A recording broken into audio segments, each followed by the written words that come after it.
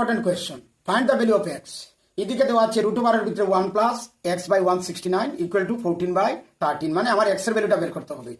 এই ধরনের যদি কোয়েশ্চন থাকে আমি কি করব, এদিকে যদি রুট ওভার থাকে রুট ওভার উঠাতে গেলে আমাদেরকে স্কোয়ার করতে হবে। তো আমি এদিকে এরকম করি, স্কোয়ার করিয়ে দিই, রুট ওভারে স্কোয়ারে কাটা যায়। তো এখানে কি থাকবে 1 প্লাস এক্স বাই 169, আর 14 স্কোয়ার করলে হবে 196, আর 13 স্কোয়ার হলে হবে 196। এখন কি করব, এক্স আলা যে সংখ্যাটা আছে সব একদিকে নিয়ে যাব, প্লাসটা এদিকে আসলে মাইনাস।